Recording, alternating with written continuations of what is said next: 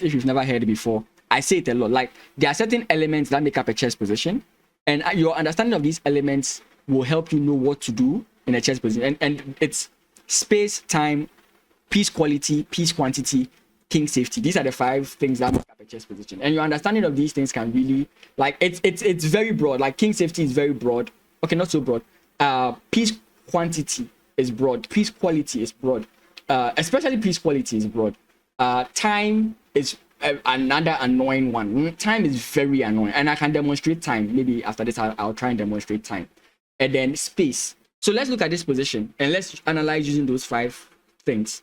So 1, space. Who has more space? White has more space. So in regards to space, white is winning.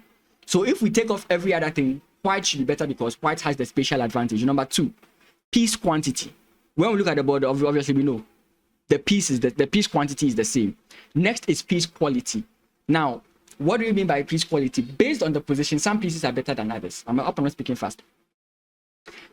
This is defined as a closed position. A closed position is seen when the pawns are locked in the center. So you can see the pawns are locked here in the center, right?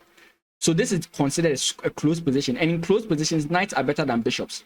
So if somebody had more knights than his opponent, then that player has the better piece quality.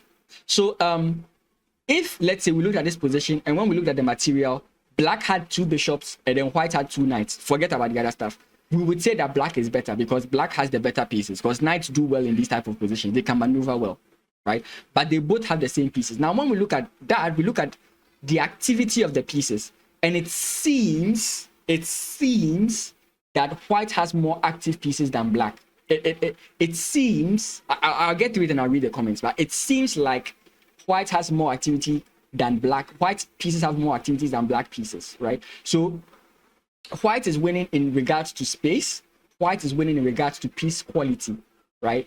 Then we look at time is dependent on how quickly your ideas are going to be pushed. I don't know what ideas they are going for. I can guess it, but I'll leave time out. Time could be a big issue, but I'll leave it out. And then we look at king safety. Both kings are safe. So when we cancel all those things out, white should be better. That's how you understand the chess position. So if I turn it on, white should be better, and we see +1, right? It's +1.5.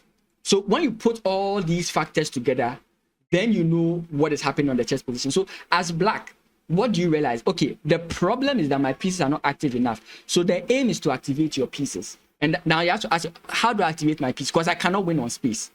How do I activate my pieces?